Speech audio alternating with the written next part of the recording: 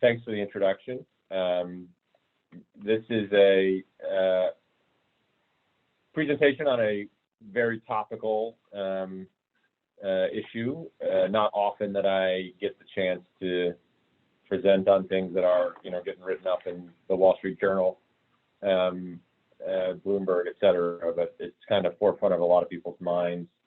And so hopefully we can provide some guidance, at a high level here, answer some questions, and generally help folks out to the extent they've got questions. So without further ado, we're going to spend hopefully 45 minutes walking through some slides that we've prepared around the Paycheck Protection Program of the CARES Act. There's our beautiful faces. I think that just as probably all aware, but this is a new animal, this Paycheck Protection Program, based on Congress's attempt to provide some funding to small businesses that have been impacted by the recent COVID-19 pandemic. So far, they've authorized $660 billion. It's largely based on an existing SBA program, although with some important distinctions that generally make it more attractive for small businesses to apply. So, yeah, I just might. This has been strong. Go ahead, Ben. And just real quickly on that last slide, I think the irrelevant point. There's been significant criticism of the program and how it's rolled out, but the reality of it is, right, it's an unprecedented effort.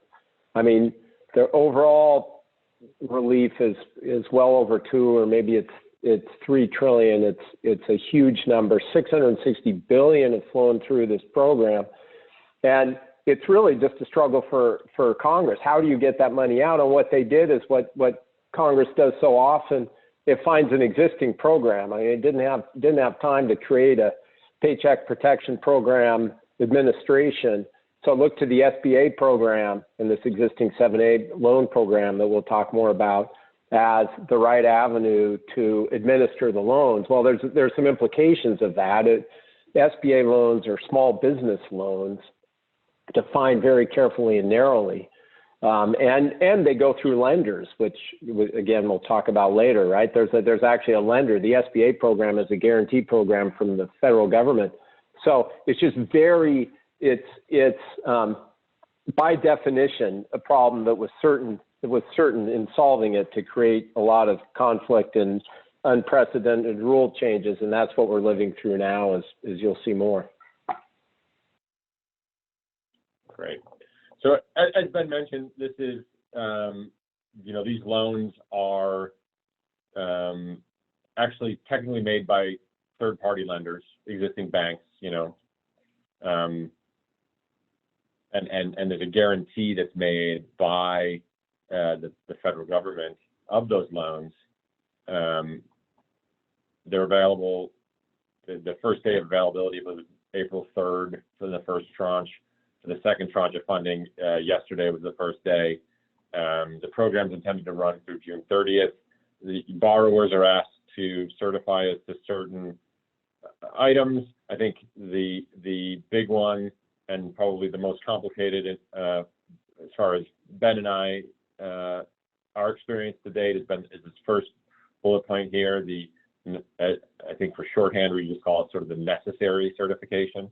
But the uncertainty of current economic conditions makes necessary the loan to support ongoing operations of the business.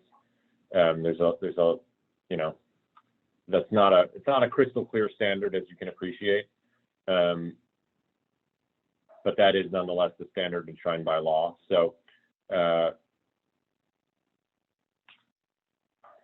determine, whether or not a given business is eligible for a PPP loan, there's a number of eligibility requirements, right? It must have been, the entity must have been in, it doesn't need to be an entity, the business must have been in operation on February 15th, and you must have had employees to whom you paid, wages, salaries, compensation, payroll taxes. You need to have 500 or fewer employees, and that's a more complex analysis than at first blush for entities that have institutional funding. If you've got a venture capital firm, for instance, on your cap table, there's additional complexities there, as you can see below. There's this affiliation aspect and this control aspect, which need to be met, or need to be analyzed rather. And we can, if people have specific questions, we can answer that. My general assumption is that folks at CoMotion are probably pretty early stage, and so may not have venture financing, and so I don't want to spend too much time, because it really can be a rabbit hole to try to work through that analysis. But I guess for the moment, right, if you've got those types of investors on your cap table, and we can spend a few minutes, just know that additional scrutiny is definitely warranted. Yeah, I would say that just real quick there, Mike, I'd say add the question to the chat room, and we're happy to address it, because it is where Mike and I, a number of lawyers, have been spending our time. It's on the affiliation rules, and it just goes back to there's these long-standing rules of affiliation, and they're super important if you have a venture investor, because then that venture fund and all the venture fund controlled affiliates are count as part of you to measure 500 employees. So it's very difficult if you're affiliated with a private equity or venture fund to qualify. So there's both an analysis of is there an issue, and then if there is an issue, you literally have to go to the fund and say, will you please waive or agree to change the document, so you've lost this authority over the company, which of course they negotiated when they made their investment. So they have to balance, do I care enough about these rights in order to waive them so that companies can get the loan. So again, I agree with Mike. It's not likely to come up probably necessarily for many of you, but if it does, please raise the question. And here are the on the next slide, just here are some of the indicia of control, both affirmative and negative. Either of these could be problematic, depending on, as you see at the bottom, the totality of the circumstances. Again, this is a narrow issue that speaks to the size of the business, and has the effect of potentially encompassing other businesses to the extent that you share investors, being treated as a single business for determining the size. One second. There are certain businesses where this rule was waived. I think just probably no surprise if you've been paying attention to the news, that the companies that seem to be getting the bad press are restaurants, because the waiver, the size test was actually specifically waived with respect to those companies by Congress. I guess congressional action doesn't foreclose on naming and shaming in the public eye, as we've all seen. But I would argue that this Ruth's Chris may very well qualify, notwithstanding the public backlash against them taking the loan, as drafted by Congress. In any event, it seems consistent with congressional intent. But again, probably not a huge issue, but something to keep in mind.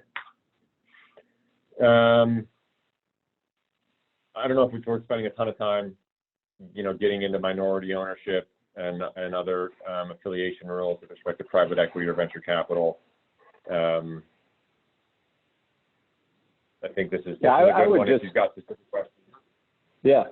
Go ahead, Ben. Yeah, I mean, I would just say, Mike, on that, these minority ownership exercise the right to block and some of the other rights Mike showed earlier are standard in many agreements for funds to negotiate and be accepted by the companies in which they invest. And this issue around private equity and venture capital backed has really run the gamut to where originally there was quite a bit of thought that those rules would just be waived for purposes of giving the loans. That if you were the fact that you had a minority owner that was a fund wasn't a problem.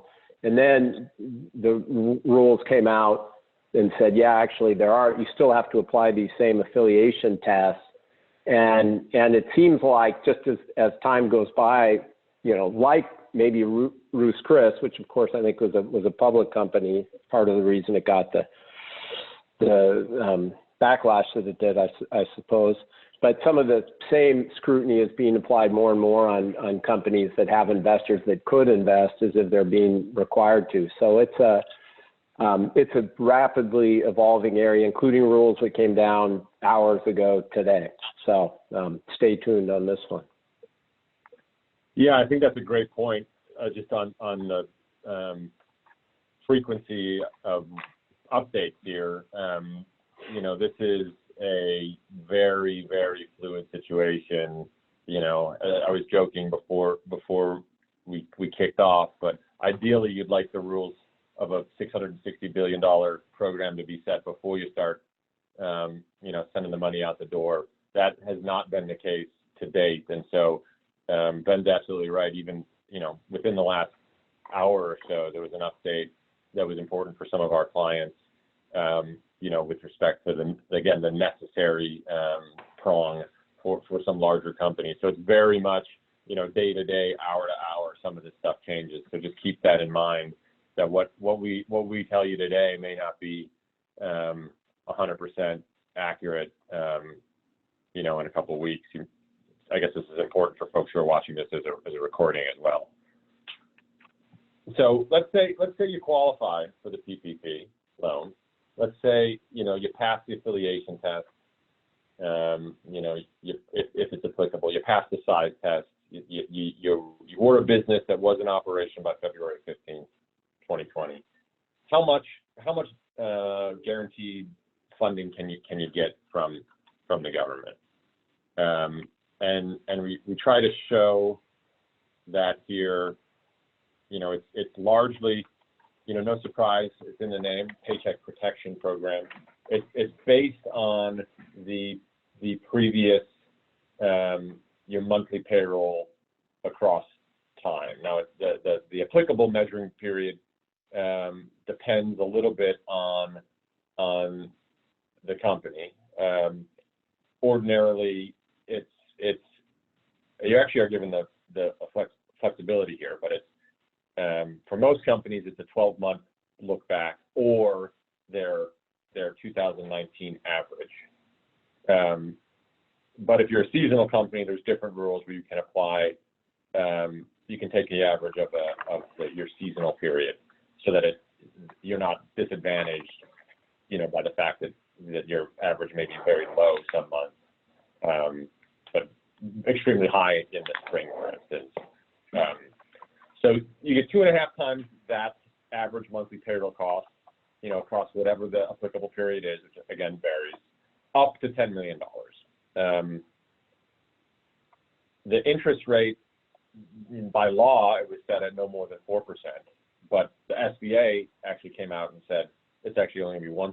So Congress provided some discretion there, which the SBA exercised to say it's a 1% loan. So that's a pretty attractive, even if this was a normal loan, 1% interest is pretty good deal. The payment of this loan is actually further deferred for 6 months by the SBA rule, which is great, because importantly, this loan is also forgivable if used for the appropriate purposes, which were set forth by statute and further clarified by SBA rule. The total amount of the loan can actually be forgiven, meaning it's free money, does not need to be repaid, even the 1% interest, forgivable. Which we'll spend a little bit more time on in a minute, the forgiveness aspect. Maturity, to the extent not forgiven, SBA said you've got 2 years to repay it. and then the typical SBA loan fees have been waived by Congress. So it really is as easy as applying if you qualify and using it for the appropriate purposes and having the loan be forgiven.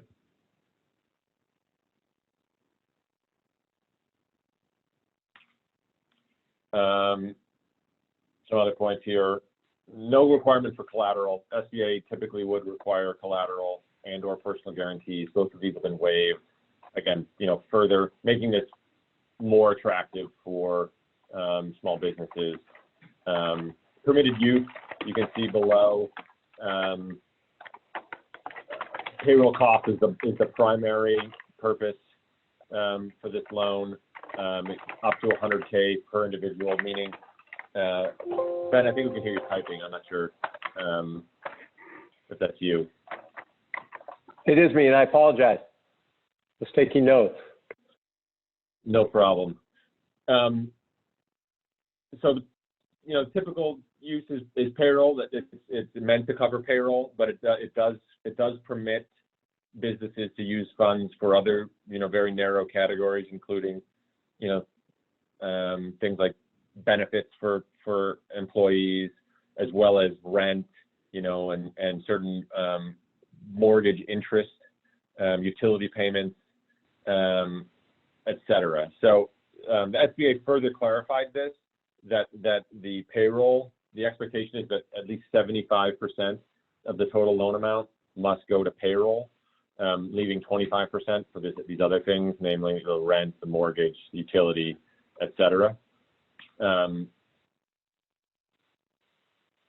So here, yeah, I can hit this one. Go ahead. Go for it, Ben. Oh, yeah, I'll hit this one real quick, Mike, since I snuck it in. But I think Mike just talked about some of the specifics, and one of the interesting things about this loan package that creates some issues, I think, and struggle, is that the lenders are really entitled to rely on borrower certification, so they have very limited diligence as lenders, not what they're used to in a normal course. And they're required to confirm that the borrower, again, the company borrowing the money or the business borrowing the money, has made the certifications, including the necessity requirement Mike talked about. They've got to make sure that they've received payroll expense information and that they've checked the calculation in essence. They have to follow anti-money laundering rules, which I assume means know your customer and the like. But outside of that, there's the rules and the repeated regulations are very clear. There's very little lender diligence required, which again is not the norm. And I think, Mike, I might have more in the next slide for this one. I'm right. Sure. Can you? Yeah. So if you take that combination of yep. Yeah, that's it. If you take that combination of events, you have limited lender diligence required, very low threshold for eligibility. It's the 500 employees and the necessity certification. There are other requirements, but those are the two that really catch people's eye. And of course, you need payroll to cover the generation of the loan amount and payroll against which to use the loan so that it can be forgiven. I mean, that's not much. And then you take the fact that a number of businesses are maybe going out of business. And you add to that it's completely first come, first serve. This process was first come, first serve. Well, all those factors together, it's not that surprising. April 3rd, it rolled out. 13 days later, $350 billion was gone. I read one report that was enough for about a month's cost for every small business in America. I'm not sure how that was calculated. It's also been difficult for banks. We were talking about this before. They may not historically even be SBA lenders. The SBA loan program is a very different program from what banks are used to doing. And so to jump into this and then start interacting with the SBA was hard, understandably difficult. They still have diligence concerns. Keep in mind, these are loans that the bank makes. They're guaranteed by the federal government, but a bank does not want to get caught holding the bag because it was somehow seen as not meeting its diligence requirements, even though the Act and regulations are quite clear those are limited. So we'll get questions about affiliation from banks, or we'll be asked as lawyers to generate memos around, an analysis of the rules, including the affiliation rules. There's these perceived abuses. Mike already talked about that. I say perceived. I'm aligned with Mike. It's not clear to me that Ruth Chris wasn't a perfect candidate for this loan. If they're a restaurant, they've got rent, they're trying to stay afloat, presumably, but I don't know any specifics on their situation. The unprecedented iteration of rules for something of this size, but just in general, every few days a new set of rules comes down, as Mike said just hours ago. And so the funds were just replenished, and I think these just kicked in, and I said April 24th, but they were really being available Monday, and another $310 billion. And now we're kind of back in the same cycle where every question is urgent, and every client or company that's trying to work with its bank is trying to do it as quickly as possible. So it's very timely for this discussion.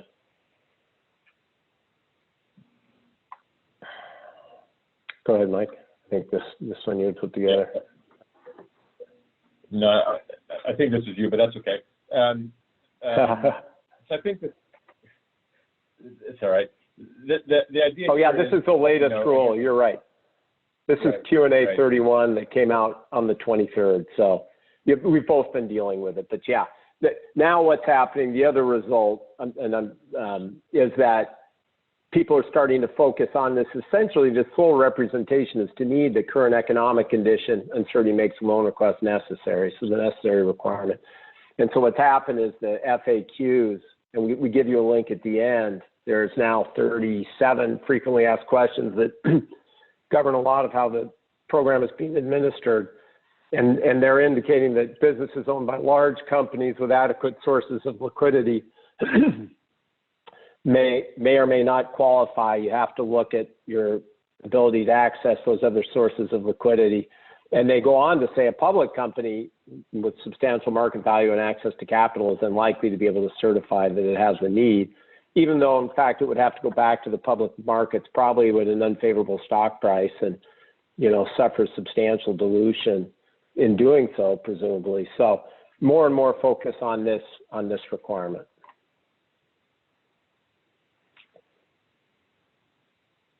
So this is just a few slides on the application process. As we sort of indicated, it's been a bit of a slog. Some banks are doing this that historically have not been SBA lenders. Just the sheer volume of interest to banks has, caught some people flat-footed and resulted in, technical issues and glitches and inability to process the loans, on the pace that people expected. A number of, has been mentioned, the SBA is actually, and the federal government generally has actually acted to permit non-SBA regulated lenders to participate in this program. So, almost any bank at this point is now open for business with respect to these loans. I think we've found that for most people, your existing lender is the best place to start.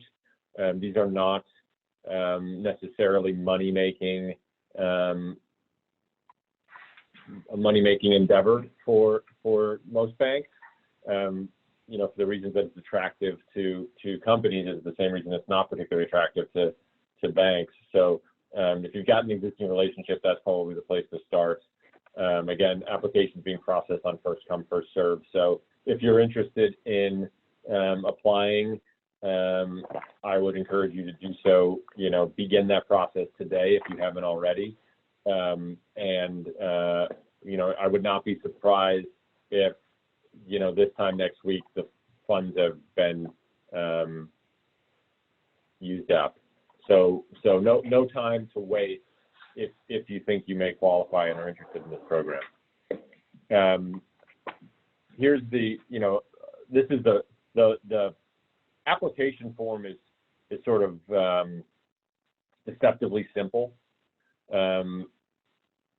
It kind of walks you through a lot of the most critical components. I think there are some nuances that the form simply doesn't provide, and for that reason, I think it's important to read up a little bit on additional materials outside the form, including the FAQs that have been issued that Ben, the frequently asked questions that Ben mentioned earlier about. I think there's 37 questions as of, again, 2 hours ago. So important to read the application, but also important to understand the guidance, because there is a certification in here that says you understand the rules, more generally than beyond what's just contained in this 4-page application. Some of the stuff, we've already talked about number of employees. It's important to understand this is employees, independent contractors, do not count. It's also important to understand that this is employees, resident in the United States. This is a U.S. federal government program, interested in supporting U.S. businesses with U.S. employees, not necessarily, if you've got a foreign employee. I think the answer would probably be to see what, if any, benefits are available in that international jurisdiction. Identification of each owner of 20% or more of the business and other businesses owned. This is related to what we were talking about earlier in the affiliation rules. If it's you and your co-founders are the only owners of 20% or more, and you don't have any other businesses, it's probably not an issue. And then, as we mentioned, there are certain certifications here, as you can see in the small print on the side here. There's a couple more pages where you're asked to just confirm certain things with respect to your business. It's important, right, that your eligibility, the certifications here are made under, penalty of federal law. You need to be honest if you're going to do this application. You need to be, need to conduct this process in good faith. Nobody wants to see somebody get in trouble because they've made false statements, in relation to a federal funding program.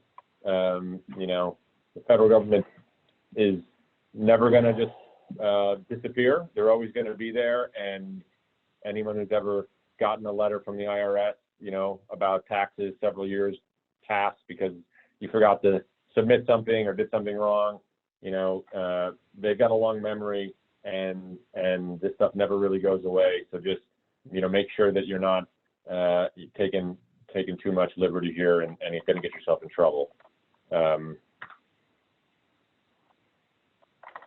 Again, not to spend too much time scaring people, but there's potential criminal liability, there's potential economic damages that can be sought if you do this in a way when you're not eligible, and do not exercise good faith and meet the standards that are expected of a loan applicant. Yeah, and I would just say, Mike, go ahead. Yeah. Mike, just very quickly on the application. This is an application you're giving the lender. So if you're a business borrowing, you're filling out that application. It's a form from the SBA, but you give it to the lender.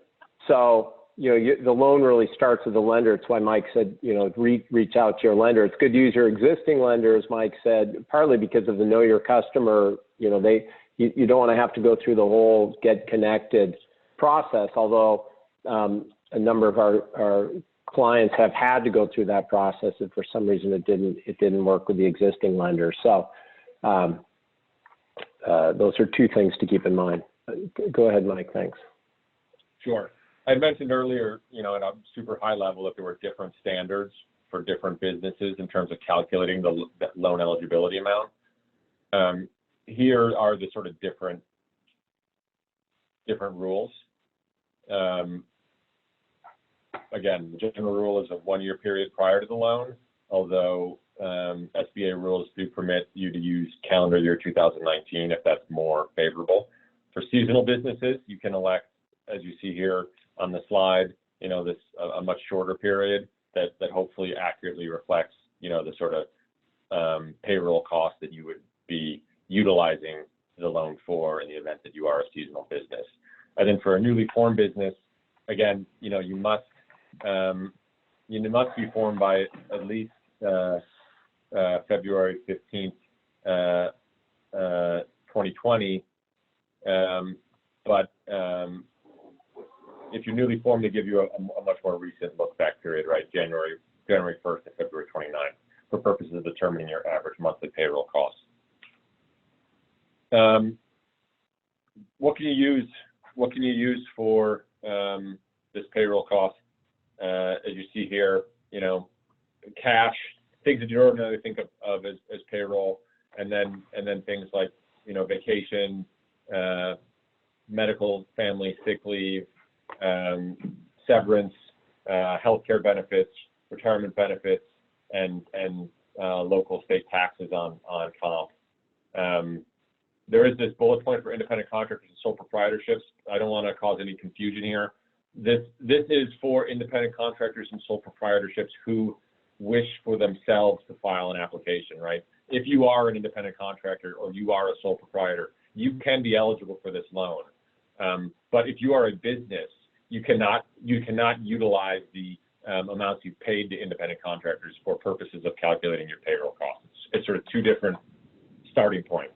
And so I want to make that clear because it is clear in the SBA guidance that you, as a business applying for this loan, you cannot use the payments that were made to independent contractors. Those independent contractors can turn around and apply themselves for the loan.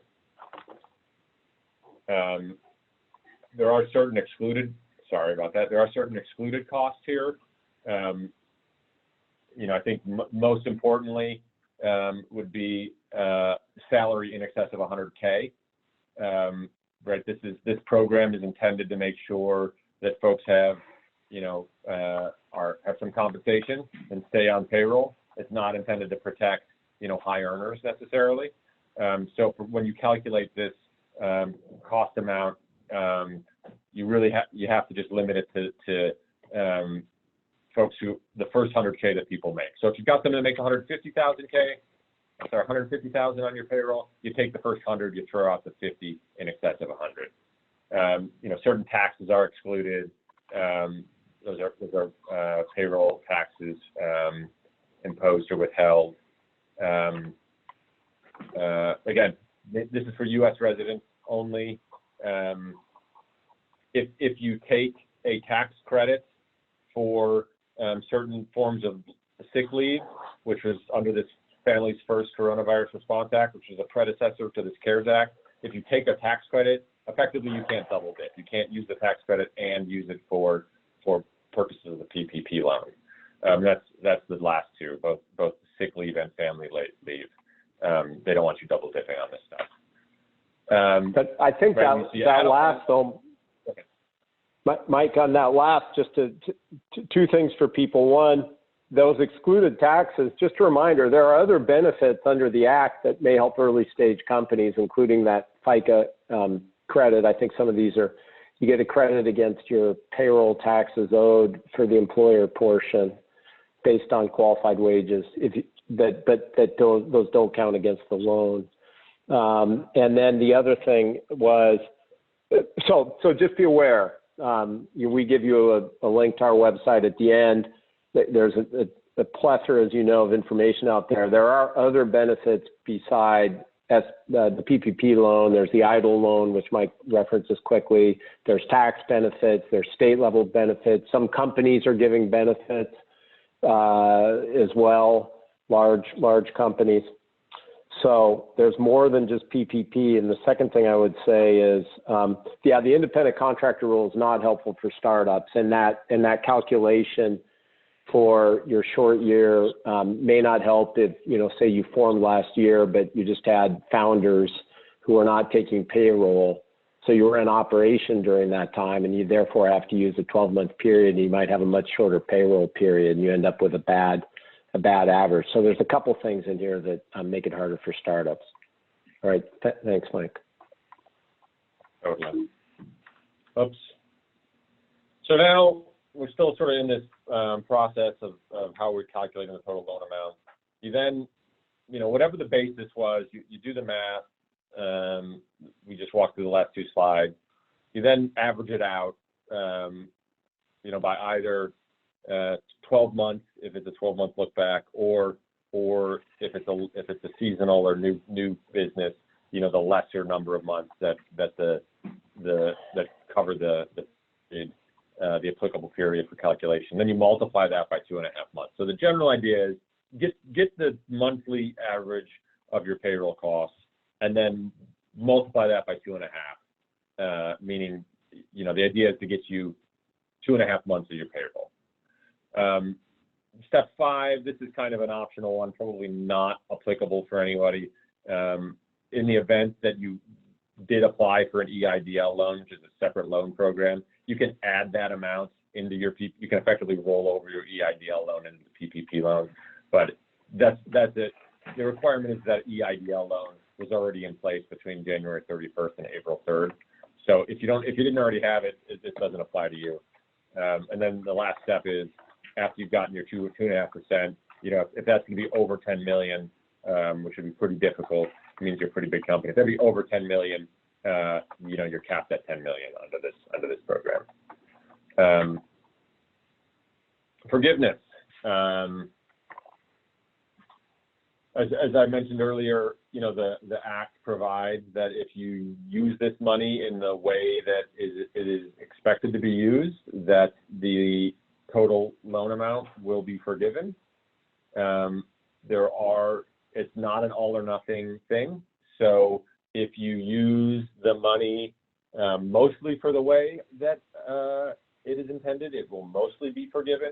But there are a few spots, a few calculations here that can reduce and I don't want to get into the exact formula. We're actually still expecting additional guidance from the SBA on the specifics of the forgiveness.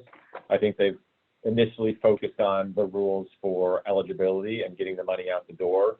And, we're expecting any day now additional rules about forgiveness, which we expect the actual loan forgiveness to be at the end of the year, around at or before the end of the year. So they've got some time. So they're focusing on the immediate need. But we know if you reduce the number of employees, if you reduce your head count, that's going to implicate the amount of the loan that can be forgiven. And if you cut salary, that's going to implicate the amount of the loan that can be forgiven. However, if you do either of those things and fix it by June 30th, the reduction in forgiveness will be removed. So it provides a little bit of back and forth, but in general, you don't want to cut salaries, you don't want to fire anybody. If you don't do either of those things and you do use the money as it's intended, you'll get your loan forgiven. Ben, you want to walk us through some other resources here? Sure.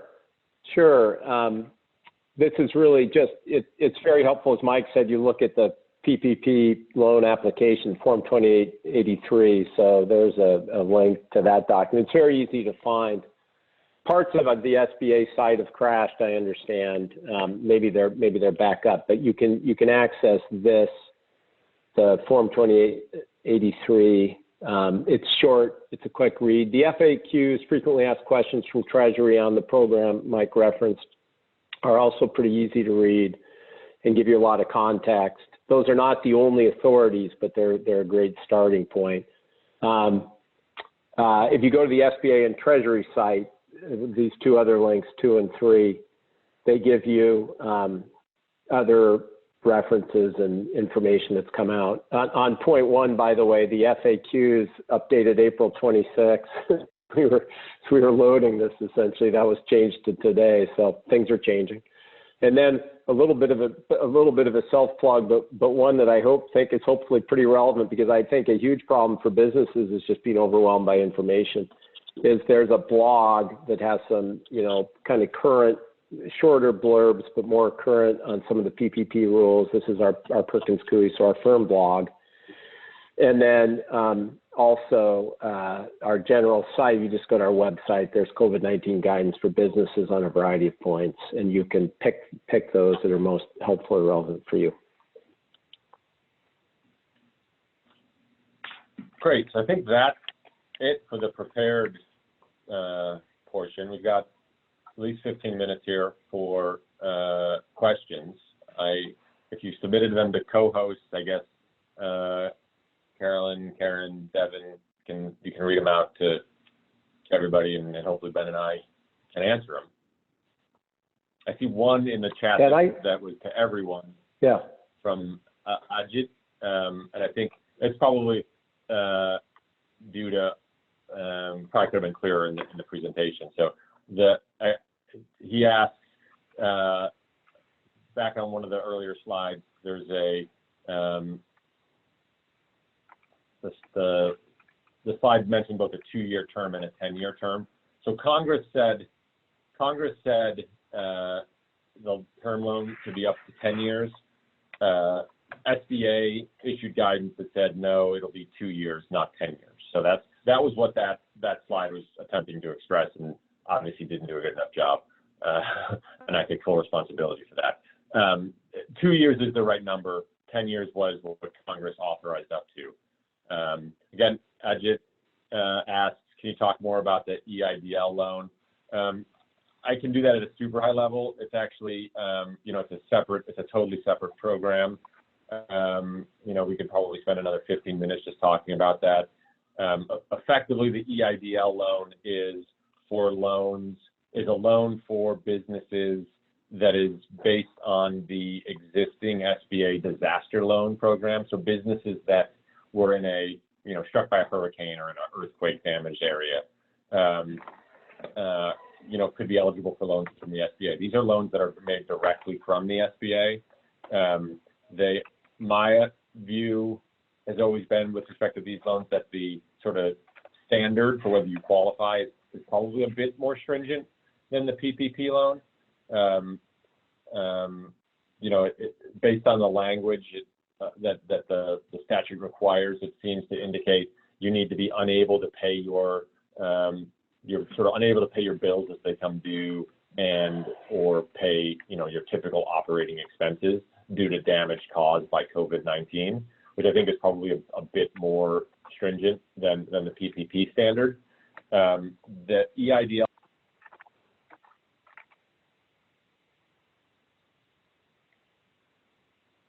Hey, Mike.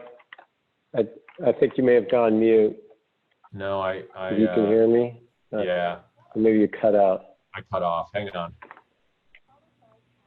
Yeah, I would just say on that, the interesting thing people liked about the EIDL is you got a $10,000 grant if you applied and they said didn't hear within, I think it was 3 days. Even if you didn't get the loan, presumably if you got the loan, it got rolled in. And I think someone asked about rolling that in, and the point was, Mike, you're coming in on that. You might want to mute. And the point was just that you can refinance the terms of your roll it into the PPP loan. But I'd say people are applying for that. It's a higher threshold, so most of the interest, and it's a loan. It's not forgiven in the same way. So most of the interest has been around the PPP loans. And then I want to be sure, future hires, I know we got actually an email with some of these questions. So let me deal with that, and Mike can weigh in as well.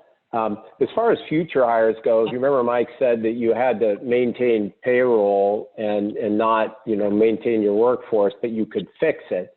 So you'd want to be mindful of that fact that if you aren't maintaining your payroll amount, or if you've reduced your employees and didn't fix it within the period, then you're going to have an issue. But if you let someone go and before, I think it's June 30th, have been hired again, and you're keeping your FDE the same and your payroll costs, then presumably you're okay.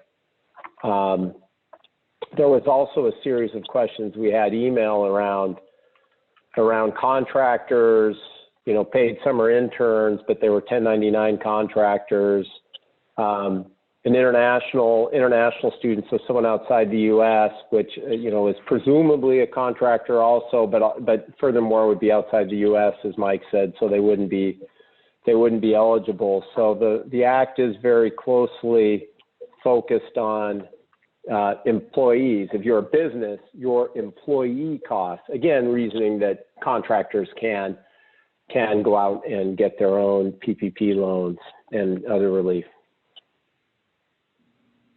So there's a couple, I'm back, by the way, sorry, my cell dropped. I'm doing phone audio. There's a couple other questions in the chat. There's a question about future hires. And I know, Ben, you kind of touched on this, but I just want to be, you know, super explicit here that for purposes of the loan amount that you're eligible for, that requires pre-existing payroll, and it's based on pre-existing payroll. Once you've qualified for that loan amount, you could use that fund for existing employees or new employees. It doesn't really matter, but right, if they're new hires, the basis for the loan back in 2019 still needs to exist. You can't hire a bunch of people and then say, oh, if I had them in 2019, I would have paid them X, and therefore I should take it. You know, I should get this loan. It's a yes, you can spend the money on future hires. No, you can't get the money based on future hires. I think it's probably the easiest distillation.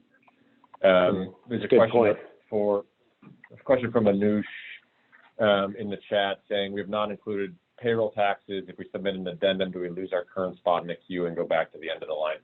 I don't know the answer to that. I think it's a question for your bank.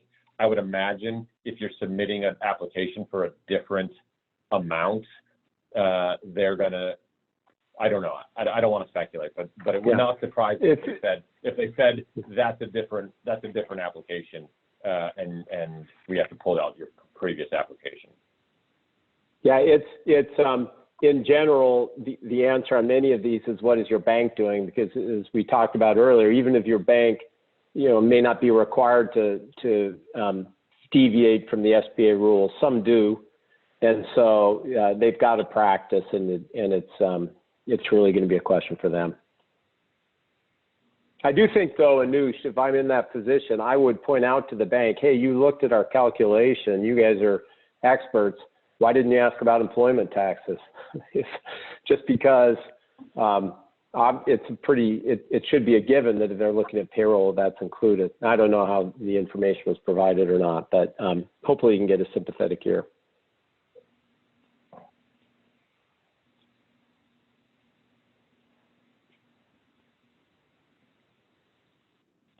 Okay, is that it for questions?